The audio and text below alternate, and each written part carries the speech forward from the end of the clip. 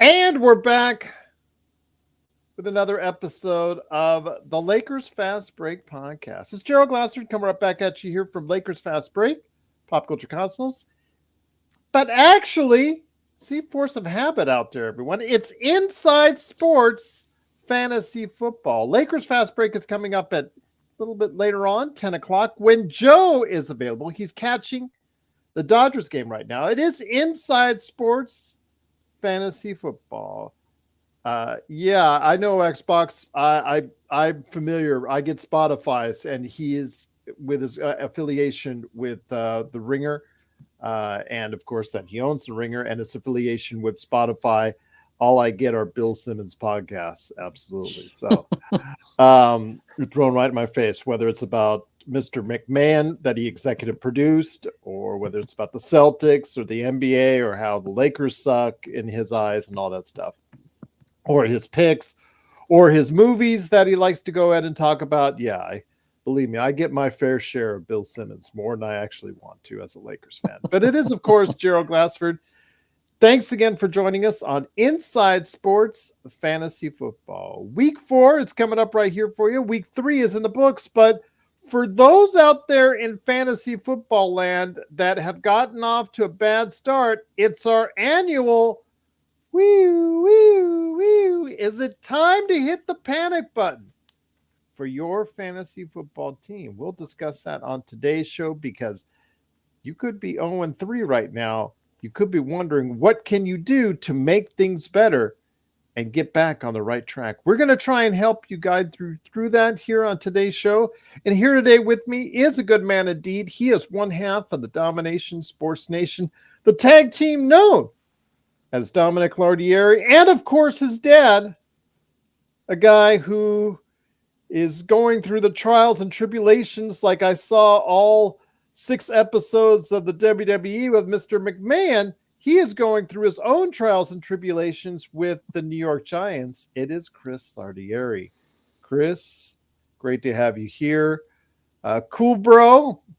We will discuss that and that very thing that you're talking about right now. He is Cool Bros in the chat. He is 0-3. But Chris, great to have you here, my friend. I always think of our episodes that we do on a regular basis each season, Chris. Mm-hmm. The panic button episode is always my favorite. I don't know. Maybe I'm a glutton for punishment. I don't know why. I have won leagues where I've started 0-3, so I don't hit the panic button yet. But for some, it may be time to do just that. Yeah, it's getting there. Great to be back, Gerald. Unlike the real NFL, you hit the nail on the head. You can win if you start out 0-3, but there are a lot of moves you need to make, and you got to be proactive on some things. And you can't be too in love with your lineup right now if your team's 0-3. Maybe you drafted a guy a little too high, but this isn't the NFL. There are no salary cap implications. In the case of you, Cool Bro, you should have made your entire fantasy football team based off the Los Angeles Rams. That was not a good move, because you're reliant on one team's success or failure. And despite the fact that they win, the injuries are tough to overcome, especially to your 2 top receivers who are now out. And that's what happens for some teams out there. But there are other players out there that are experiencing some troubles, Chris, whether it's poor performance, whether it's injury based, whether it's other factors. You know, like for instance, the first couple weeks, I put in the wrong players at the wrong times based off of what we had talked about, what we thought, what we felt, what the matchups. But then again, they have to go ahead and play the games out in the field, and you're not always sure what happens. But again, I'm coming back. I got 1 wins over the course of the weekend, but there's other teams that are not. Your first advice for somebody out there that has a lineup, I don't know about Cool Bro in the case of his, because again, he's so reliant on the Rams that basically at this point, I'd have to tell him to either make a ton of trades or hit the waiver wire real quickly. Chris, your thoughts on teams that have gotten out of the gate slowly so far this season?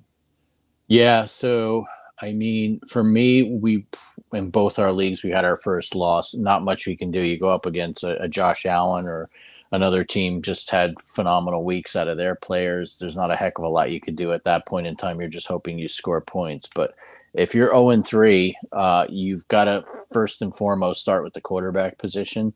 How's your quarterback performing? We have Anthony Richardson, thankfully, in both leagues. We drafted quality backup quarterbacks. So if you don't have one, we've been advocating this for years on this show. You better go out and get one. I know Geno Smith was out there a few weeks ago. Someone like him, a bona fide starter. Now, you're not going to expect Josh Allen points out of these types of QBs, but you have to have a backup. At a bare minimum, the bye weeks are coming up. If your team's not getting the production, you may need to start rotating your quarterbacks. And then, two, for the wide receivers and running backs especially, you've got to play the waiver wire. In one league, we've got Chuba Hubbard. I would strongly go out there. I'd encourage you to go out there and get him. Dom, to his credit, said, sit tight, Dad. I think he can produce, and the miracle happened. Andy Dalton gets a starting nod. The Panthers offense wakes up, and Chuba Hubbard has value. So even if we don't need him, maybe we've got some trade bait there. So that's what you got to focus on. And then, too, like, for instance, you got to start streaming your defenses and kickers. If kickers aren't producing, not saying you got to rotate them every week, but there are some teams. I mean, we have Josh Elliott in one league, and the Eagles were pretty anemic. He had 1 point. Now, I'm not saying to cut him, but if you've got teams that are showing a trend where either they're not kicking a lot of field goals or they're only getting some extra points, it might be time to switch your kicker, for instance.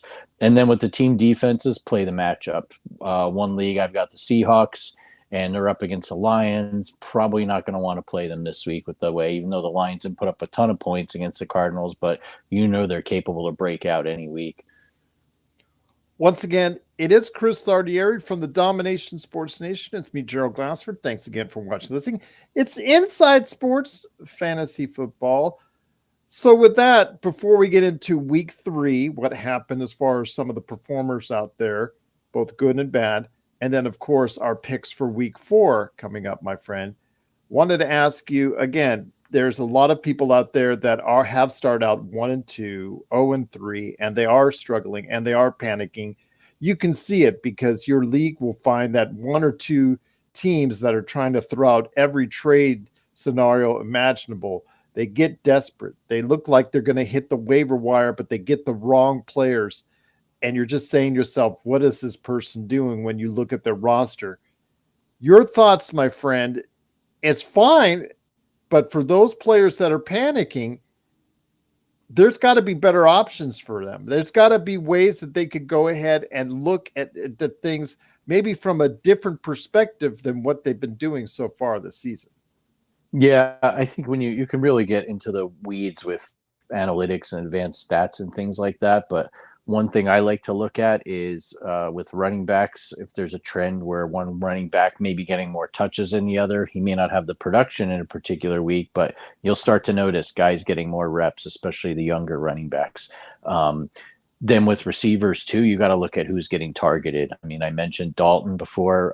With the switch at a quarterback, for instance, certain guys get targeted. You look at Caleb Williams. While he's struggling with the Bears, I don't necessarily think that's bad for his wide receiver. We got Odunze in one league, and he got a ton of activity this past week against the Colts. So start keeping your eye on those box scores. I mean, I play in Yahoo leagues, and if you look, you'll find most, if not all, of the information you need by looking at the game log for a particular player. And then, too, if you are going to do a trade, I saw Fleury come across in some of Dom's other leagues with his friends. You can't be doing the, I don't know, I'll just throw someone out there who's struggling. Like Anthony Richardson came off a bad week, so let me trade him now and try and get more than he's worth. If you're not sure, you can Google. There are a plethora of fantasy football trade analyzers. You can pop in the parameters if it's a half PPR league, etc., and just kind of take a random sampling of some of these sites and see if what you're offering or what you've been offered is a good value. Let me ask you this. Tyler's in our chat. Should I trade for Ken Walker? So I am a Walker owner. I am very high on Walker, but going into it this year, I told Dom, all right, we've got Walker. We better handcuff him with Charbonnet. And we didn't. Dom kind of overruled me on that. But as soon as week 1 happened and right after the game, I saw that Walker had a great game but left early. I said, well, our priority in waivers is to get Charbonnet, and we did. So that's my caveat there. If Charbonnet's still out there and you've got Walker, you need to handcuff him. Charbonnet played well. I know it was against the Dolphins and they're beaten up and demoralized, but I do think while Walker's got a lot of upside, this happened last year. He gets a nagging injury and his production just plummets. Once again, it is Inside Sports Fantasy Football. It's Gerald Glasser along with Chris Sardieri. Truly appreciate you joining us. Again, if you have any questions for us, just put it in the chat. We'll go ahead and give you the thoughts from us in regards to whether it's a waiver wire move, whether it's a trade proposal that's come your way, or isfantasyfootball@yahoo.com, or you can hit us up at any time on the Lakers Fast Break outlets as far as email or on our channel on YouTube or Facebook as well. But Inside Sports Fantasy Football, we've got a thing going on, Chris, right now as far as week 3, some noticeable changes, although I am very much breathing a sigh of relief because after an extremely poor performance in week 2, Chris, Josh Allen performed beautifully this past weekend. There was some good performances. Obviously, Kubro should be happy because Kyron Williams played outstanding. Who were the top performers in your eyes in week 3? I mean, Allen, first and foremost, we ran into that buzzsaw. Funny story, we were talking about how lucky we were to win in week 2. Well, in week 3, we're watching my beloved Giants, and as Singletary's about to run in for a touchdown, his teammate, smartly from an NFL perspective, tells him to go down at the 1 to keep the clock running late in the game to seal the victory. But because of that, we lost to the team that had Josh Allen by a mere 4 points, and that Singletary touchdown would have been the difference. So I will give my props to Josh. I think the most impressive performance I saw, this is not just as a football fan, kind of further down the line from Allen because he was lights out, but also on last Monday night, the doubleheader, the Washington Commanders, Jaden Daniels did not look like a rookie quarterback. He looked like a man among boys. He looked poised. He looked like he's been in the league a few years. And late touchdown at Terry McLaurin was unbelievable. He runs the ball. I think he could be, I'm not going to say he'll be like him this year, but he's kind of that dual threat Hurts type quarterback. And I think there's a lot of upside for him this year. As a Giants fan, you're the best one to talk to about this. Is Malik Neighbors the real deal to you? He absolutely is. And we were lucky enough to get him in one league. He fell to the point where I forget where in the middle rounds we got him, but he's our, flex / wide receiver 3. But boy, am I happy to have him. Not only does he get, as I was mentioning earlier, a bulk of the targets and a ton of the catches for the receiving core, but he made Daniel Jones look better, which is pretty hard to do. And I know there's a lot of comparisons to OBJ and this and that, but I think that while it's unfair, I think he's got the potential to be one of the best rookie wide receivers in the NFL. I think it's a horse race right now with him and Marvin Harrison Jr. a few weeks in, but they put Denzel Ward on him and he couldn't cover him at times. So as a Giants fan, I'm optimistic, but in fantasy, I highly doubt he's out there for anyone, but if you have him on your team, I think he's a guy, regardless of matchup, that's going to be a must start every week. Wanted to go ahead and get a question in from Emerald. Jonathan Taylor and TJ Hawkinson for AJ Brown. Who wins that trade? You're really going to have to dig into the extent of AJ Brown's injury. And as a Brown owner, I'm just as frustrated as you or anyone else in this situation. If he is healthy and he's going to come back this week, I think there's a ton of upside to Brown. Now, I would throw the caveat in, who are your other running backs? If you're giving up Taylor, who are your other running backs? Because just say what you want about him, he's going to have his ups and downs, but he's a clear RB number 1. He looks healthy this year. If Richardson can come around and improve, that can only help Taylor. So that'd be my caveat there. On paper, though, I think I'd be a little leery of trading for AJ Brown right now, unless he's got a clean bill of health, and whatever this nagging injury is, it's not going to affect him all year. Hard to predict, and NFL teams keep it close to the vest, but he's missed 2 weeks in a row. I don't think that's a good sign so far. Once again, it is Inside Sports Fantasy Football. Chris Ardieri from the Domination Sports Nation podcast, along with me, Gerald Glassford. Thanks again for watching, listening. Truly appreciate it. Again, if you got any fantasy football questions, just pop it in the chat. Glad to go ahead and answer them for you at any time. Chris, week 3 didn't come out without any bad news as well. I mean, it did come out with some stuff as far as players who just didn't really step up when needed or got injured. So there's a problem there. For me, I know Evan Ingram from Jacksonville is my tight end. That kind of hurt me a lot in regards to the fact that he was the leader in receptions last year, and he's really gotten off to a bad start so far due to injury and other things going on within that offense in Jacksonville, which is pretty troubled right now, among other things in Jacksonville. So your thoughts on some disappointments through week 3, but is there any one of those disappointments that maybe will actually find a way to fight their way through and become a fantasy football option once again? Yeah, I mean, just from top to bottom, the 49ers have to be a major disappointment. And I know Purdy hung in there and played a nice game for most of the game Sunday in Inglewood, but I just think everyone on that offense, I know Samuel's out, I know McCaffrey's out, Brandon Ayuk got a big contract. He's been a major disappointment, and I think it's affecting Purdy and Kittle as well. Those names seem to really kind of stick out to me. And then too, I think you hit the nail on the head with Ingram, but the Jaguars as a whole, we've got Brian Thomas Jr., and I think his value, for instance, has gone down. Travis Etienne, and it's all due to the fact that a major disappointment has been the play of Trevor Lawrence. I mean, there's another guy who got a big contract in the offseason. They're paying him like a franchise quarterback, and frankly, he looks like a rookie, lost at times out there. So I think those are a couple of the teams and players that are really disappointing 3 weeks in. So we turn our attention now to week 4 in the NFL.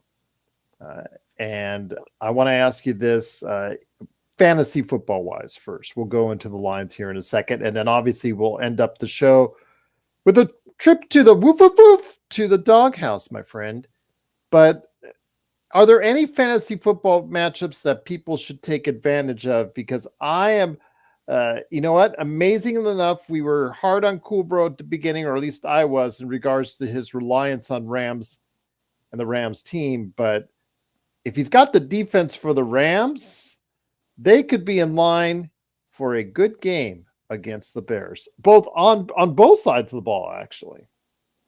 Absolutely. And then too, as I mentioned earlier, if you're looking to stream defenses this week, that Dolphins-Titans game looks like a real snoozer on paper, but with the way both teams' quarterbacks are playing, I think that's could be just a bonanza for either team's defense. So keep an eye on that. But that's a little more boring and nuanced. I like the Lions-Seahawks matchup. I feel like whenever these teams play, and it seems like they played every year for the last few years, tends to be an offensive output on both sides of the ball. The Seahawks have some injuries on defense that might bode well for Jared Goff and company. And then too, I like the way the Seahawks are playing. Geno's throwing the ball well. Charbonnet has been a nice sub for Walker, as we mentioned. So I think that could be a good game on both sides for fantasy owners. So with that, there are plenty of interesting games coming up on the docket for this week, NFL week 4, my friend. I know that a couple for me stand out, but I'll start off with you first, my friend. As far as the matchups, again, just as far as from a sports entertainment value only, we're not talking underdogs as of yet. What matchups are really intriguing when you saw how the lines they put them out? Yeah, the one I was really looking forward to, and now looking at the lines, I think it's might be a disappointment, is Chiefs Chargers, and it's SoFi. It appears just by what Vegas is saying that Herbert may not play, which is unfortunate. But when these teams play, it's always a good battle. Dom and I went 2 years ago. It was an excellent game, came down to the wire, and the Chiefs pulled it out. So if Herbert plays, that's one I think I'd be interested in seeing. And then another one is the rematch of last year's wild card game between the Buccaneers and the Eagles. Eagles came back with a surprise comeback against the Saints in New Orleans. Buccaneers, shocker to me, got upset by the Broncos down in Tampa. So I think that should be a good game because both teams definitely, I feel, have something to prove. They're playoff caliber teams, and I would not be surprised if this is an interesting game. So, my friend, I'm looking at a good matchup myself in regards to not picking underdogs, but I do like, as far as if you are out there, I think if you're very, very interested or intrigued, I think that Ravens Bills matchup is going to be a good game to watch. I think that might be a very hotly contested battle. The Dolphins and the Titans, we don't know the status of who is going to play quarterback, like you said, or like has been said earlier, because, Thompson and Tua are both ailing right now. So who's going to be behind the center for this upcoming game for Miami? Good question. Tim Boyle, who's threw one of the worst interceptions in recent NFL memory, is a member of the Jets last Black Friday against the Dolphins, ironically. Or will Tyler Huntley, who's on the practice squad, learn enough plays to be able to start this week? I'm not sure, but regardless, doesn't bode well for the Dolphins offense or their fantasy players. Absolutely. But once again, it is Inside Sports Fantasy Football. Truly appreciate you joining us. Again, any questions, you just leave in the chat. We'll go ahead and get them answered for you. Also, as well, you can go ahead and hit us up, isfantasyfootball@yahoo.com. But before we head on out, Daniel Berry Sports Highlights. I do want to go ahead and mention, congrats, Cool Bro, on that. But I do want to go ahead and mention that it is our time, to go ahead and head out on the lawn, head out into the front yard, looking around. NFL Week 4 is on the way. We talked about some games that we like, but we got to go ahead and woof, woof, woof, head over to the doghouse. So your thoughts, Chris, on what interesting underdogs you have in mind for NFL Week 4? Yeah, a couple stick out. Before I get to that, I have to acknowledge I had my first loss last week, but I want to give special thanks to Raheem Morris. Last I checked, the Falcons in the fourth quarter were down by 5. They decided to go for it a couple times on fourth down. I know one was a controversial non-pass interference call on a third down to Kyle Pitts in the end zone, but regardless, you're going to go for it on fourth. You need to have a better play call. Last I checked, they could have kicked 2 field goals and won that game because they did stop the Chiefs after that first possession and drove back down and just called a horrific sweep play on 4th and 1 deep in Kansas City territory. So I didn't cover. There's my first loss, but these guys love going for it on fourth down, but they forget that half the battle is the play you call. So I digress. That's my sour grapes for the week, Gerald. But I looked at the Rams getting 3 in Chicago, thought that was interesting, but with just the amount of injuries the Rams have had and the fact that Kyle Shanahan all but gifted the game back to Sean McVay and his Rams, I decided not to go with that one.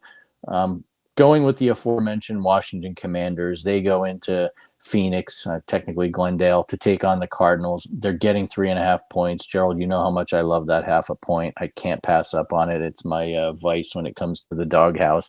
But besides that, I do feel that the Commanders are turning a corner. Jaden Daniels is playing well.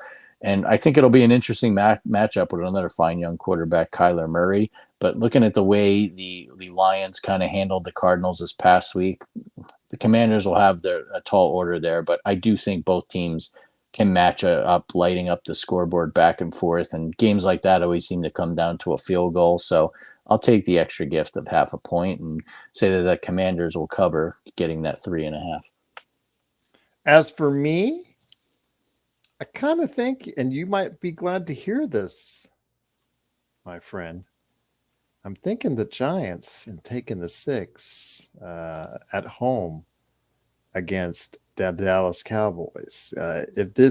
We will find out exactly if the Cowboys season is going to go off the rails or not. I think this weekend might be a test to that, whether or not it steadies itself and the problems may have subsided for Jerry Jones, or if it becomes problematic because they are going into New York. Again, they go in as a 6-point favorite, but yeah, they have not looked very convincing so far this season. So you might want to look into that 6-point spread for the Giants, Chris. I hope you're right. I mean, I'm greedy. I want to win outright, but yeah, that would be a small consolation prize. Once again, it is Inside Sports Fantasy Football. Truly appreciate you joining us, my friend. It's been great having you on. I will be coming back later for those watching on YouTube tonight at 10 p.m. Joe, when he's finished with the Dodgers game. We are, because, as a Dodgers fan, he's really nervous right now. We are going to be discussing the upcoming on the show at 10 p.m. in regards to the press conference earlier today with GM Rob Pelinka of the Lakers and Lakers head coach JJ Redick on what they outlined, what they're looking at for training camp in the upcoming season. We'll be discussing that on the 10 p.m. show. But Chris, my friend, what do you have on tap for you and Dom at the Domination Sports Nation before we head on out? Thanks, Gerald. Dom's been a little bit under the weather this week. He may or may not have a stint on the proverbial podcast IR, but if we do end up doing a show, I know we've got plenty to say about what's going on in the NFL. The Bengals are 0-3. Talk about season kind of going off the tracks. There's another one right there. And then, too, we've got some huge matchups coming up in college football, namely Georgia and Alabama, who don't typically play during the regular season, but in this new world of college football, we get that matchup and early in the season too. And then the MLB playoffs, I mean, the wild card races are just bananas right now. The Mets were supposed to have 3 games against the Braves. They lost game 1, and not because of this hurricane bearing down on Florida that's going to head into Georgia. They had to rain out these next 2 games already, so they'll head to Milwaukee. These games may or may not be made up Monday and Tuesday. So it's just wild. As you mentioned, the Padres are within striking distance of the Dodgers. My Yankees don't seem to want to win the division or put away the Orioles, who are still hot on their heels. So, same thing for Joe's Dodgers. Yeah, I mean, a lot going on. And seedings are still up in the air, too, because you got to remember that number 1 seed gets the bye, gets a week off. There's some debate whether that's good or not. But I can't remember a baseball season that had so many moving parts up in the air this late in the season. And then, too, let's not forget the last game at the I don't want to say historic, but it kind of is, Oakland Coliseum for the Oakland A's before they head off to Sacramento and eventually to your hometown of Vegas. There you go. Yeah, looking so forward to it because they're going to blow up the Tropicana here soon. Well, what's ever left of it. It's basically a shell now, so it's not even, I don't know. It's just a building that has a whole bunch of that's been stripped away, basically. Essentially, it's just a skeleton at this point, and they're going to blow it up here very soon in order to make way. Actually, the surprising thing, despite my reservations and not actually wanting the A's here in Las Vegas, and not many here in the city do. But that's another issue aside. It's interesting, though, that the baseball stadium is only going to take up, I think it's like 40 or 50 acres that's involved, and they're only taking up 9 or 10 of them. It's going to be a smaller 35 to 40,000 seat stadium. So it's not going to be the big monstrosity so many others in the league is having. So that's very interesting to see how they're going to play this out. But I still don't want them here because they're the A's. Yeah, no, I get it. But yeah, it's a smart business move. I'll give them that because let's face it, been to enough Angels games of late where that stadium is just pretty empty. So I think smaller will be better, especially with the newer ballparks. But yeah, it's that could be a whole episode in and of itself, Gerald. Don't get me started on the Angels, Chris, because Cool Bro will be not too happy about that because that's his other favorite team. Yeah, my daughter's a long-suffering Angels fan, so I guess I've got some cachet with talking about them because I've gone to enough games over the years.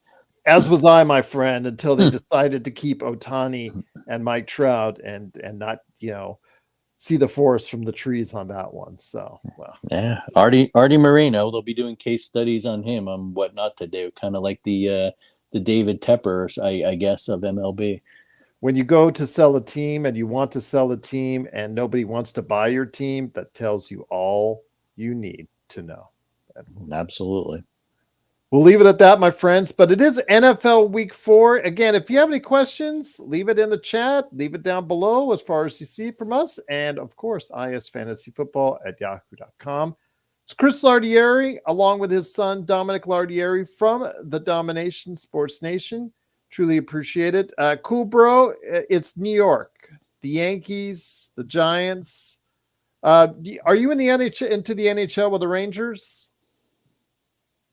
I am not. I am a New Jersey Devils fan. So, Whoa, that yeah. one came out of well, of course, East Rutherford, New Jersey. Right. So I grew up not far from the Meadowlands. My dad had Giant season tickets. And then, in 1982, we get the then Colorado Rockies come to New Jersey with these ugly red and green uniforms. And they stunk for a while. And as I was growing up, street hockey was becoming more popular. I wasn't much of a skater, and my friends and I in high school would start going to games. You could go sometimes and get tickets as low as $6 or $12 and sit upstairs in an empty arena. And then the Devils got good, so I followed them. For whatever reason, the Rangers are the only New York team I could never root for. There's just something about their fans.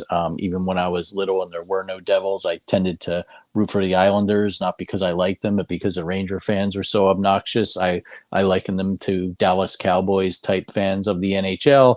So yeah, that's everyone I meet out here. They're like, oh, you got to be a Rangers fan if you're Yankees Giants, because that's the usual progression. But no, I'm not. But kind of a hockey nomad now here. I do hope to see a Golden Knights game at some point, just because I've been to T-Mobile for basketball. I love to see the layout for hockey. I enjoy seeing the sport in person, but yeah, unfortunately, I don't follow it as much as I used to.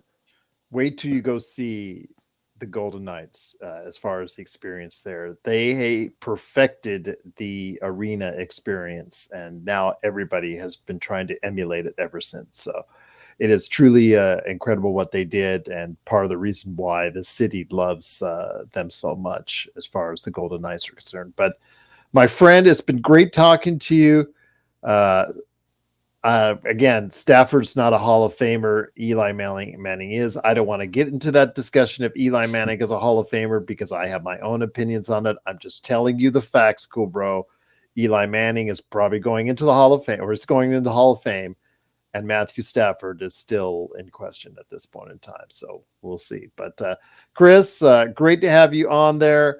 Again, for me, as well as a long-suffering Angels fan, let's hope they get better someday. But for those out there looking for football, again, don't hit the panic button. Think clearly. You still have time to repair your team, to make the right trades, to make the right picks, to go ahead and get the right people to help you out off the waiver wire. You can make those choices. And again, if you need help, please let us know. But also, maybe getting a better perspective and asking around to seeing if what you're doing is good, it always helps indeed. But oh well. Cool, bro. Do you know that it's right now exhibition season? So it really doesn't matter what the score is as far as the hockey is concerned. So the season doesn't start for another couple weeks, but it's okay. Need I digress? Frank, Jerry Jones will never make the right moves, and you are a Dallas fan, so you said it yourself right there, my friend. I cannot disagree with you on that one. Xbox, when Joe comes on later tonight, I'll make sure he gives you his picks for the NFL this weekend. Frank, again, I will be great to have you back. I will be back on at 10 p.m. To talk the press conference for the Lakers that took place earlier today with Rob Pelinka and JJ Redick with Joe. We'll talk about that on the snack pack. But Joe is watching the Dodgers, and he'll probably be in a good mood or bad mood. We'll find out. But great to have everyone here. Sorry, sir. Oh, no worries, Xbox. I know you're busy in Australia. Don't worry, my friend. I'll get Joey to get some picks for you coming up at the 10 p.m. show. But I will also for my members out there, just $2.99 a month on the Lakers Fast Break channel, I will have my Mr. McMahon review for you to see earlier than anyone else, whether it's on the Cosmos, whether it's on the Cosmos website. You will see it first ahead of those outlets. And whether I'm not going to talk about the Lakers Fast Break, I'm going to make sure that you guys as members see it first. $2.99 a month, become a subscriber, be a member today. Anything you do to help us out, the Lakers Fast Break, and anything you can do to help us out right here for your fantasy football picks. Here's hoping you have a great and successful fantasy football weekend for NFL Week 4 right here from all of us at Inside Sports Fantasy Football. We'll see you for the Lakers Fast Break at 10 p.m. tonight.